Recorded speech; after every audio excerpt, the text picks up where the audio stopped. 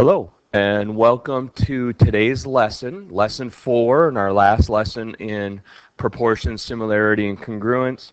And what we're going to be looking at today is solving word problems using what we call indirect measurements. So now, there are certain times where we can't make an exact measurement from one point to another.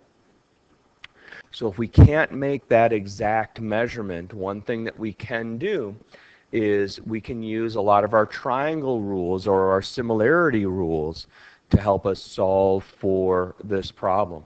Now, if I can build similar triangles, that's great because I can use proportional sides. We could also use a 90-degree triangle and then use the Pythagorean theorem, a squared plus b squared equals c squared, to get that exact measurement. But what we're going to be looking at today is the idea of similar triangles to solve for these indirect measurements. So, some situations where we can use indirect measurements to solve is when we're measuring the height of something that is unknown. The height of a tree versus the height of something that we know already.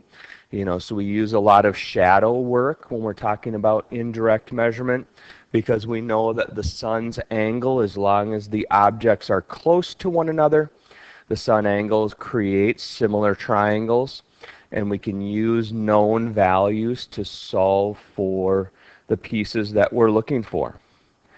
So when we're looking at this relationship, and this is our first scenario, we would know the height of the individual. We would be able to find the length of the shadow, and then we can find the length of the shadow of the tree, and we can use equal proportions because of similar triangles to solve for the height of the tree.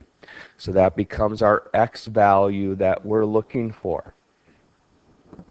Okay, we can also use what we call the mirror method.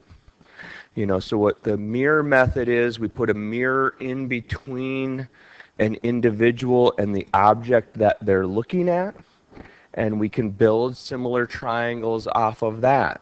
Because when you look down at the mirror, the center of the mirror, if you can line up the object that you're looking at, we can build similar triangles in that situation. So the height of the objects are similar, and the distance from the object to the mirror are similar. Now, the one thing I would look at, based on this is one way that you can set up proportions. It's probably not the most common way, but we want to show that there are two ways to set up proportions. Okay, normally we would deal with the height of Superman over the distance to the mirror, and then the height of the building, distance from mirror. But we can also keep Superman on top and have the building distances be on bottom. So there's a couple ways to set these up, and I just wanted to show this alternative method.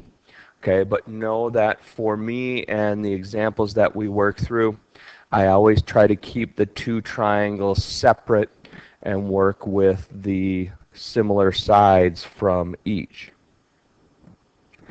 And then scenario number 3, what we can use, once again, this is an embedded triangle situation. So we really have to be careful when we embed triangles to be able to pull them apart into their two pieces. So I would personally pull the boy out and have that be a complete separate triangle, because we always want to make sure that we're not losing the full distance of the tree shadow. So we've got the height of the tree over the shadow of the tree equals the height of boy over the shadow of the boy. And this is very similar to the other object we saw. It's just a different way of lining up the pieces. So now let's look at a couple examples here and just show how this process works, and then we can get you started on today's assignment. Okay, so Sydney observed a tree was casting a 30-meter shadow. Okay, so we've got the tree. From the center of the tree, it is a 30-meter shadow. A nearby flagpole was casting a 24-meter shadow. If the flagpole we know is 20 meters high, how tall was the tree?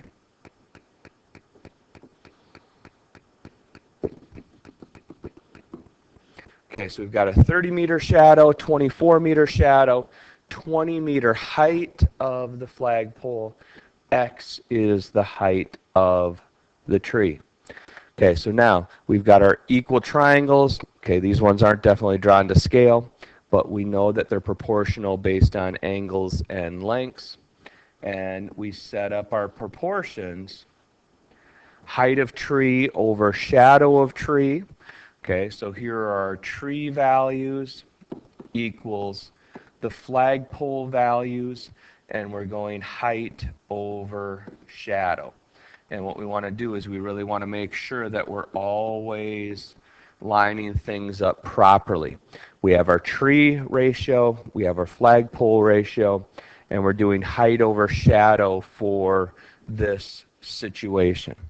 Because then once we have it set up, it's a quick, easy cross multiply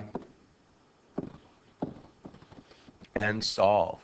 So we have 24x equals 600, and we're going to divide both sides by 24 to solve for x. So we have a 25-meter height of the tree. Okay, our second example here, Dan, who is 6 feet tall, wants to find the height of his tree in his backyard. From the base of the tree, he walks 15 feet along the tree's shadow to a position where the end of his shadow exactly overlaps the end of the tree's shadow. Okay, so he is now 10.4 feet from the end of the shadow. Okay, so now this is that embedded triangle situation where he walks to a specific position, and mind my stick figures here. Okay, we're trying to find the height of the tree. He walked 15 feet along the tree's shadow, and he is now 10.4 feet away from the end of the shadow. Okay, we know Dan is 6 feet tall. Okay, so now we have all of our measurements, but once again, remember what I talked about, and this is something we talked about in some of our previous lessons. Whenever you have embedded triangles, it's always best to pull them apart so you can see the pieces that are similar and you can work with their values.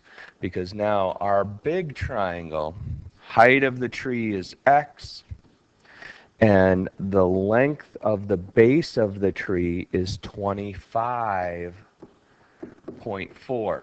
And what happens sometimes is people don't put the two lengths together when setting up and solving these situations.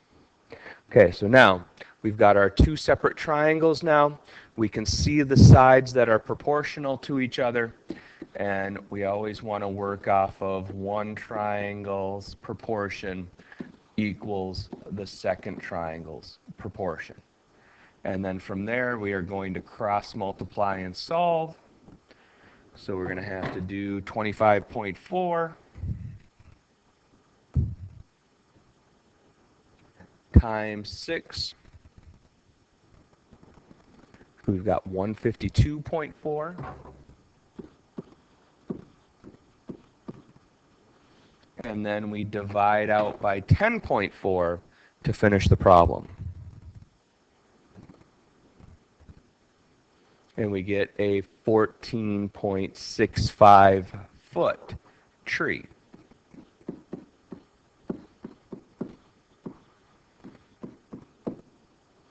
Okay, make sure you think about your units and think about rounding rules when you're setting up and solving these proportions.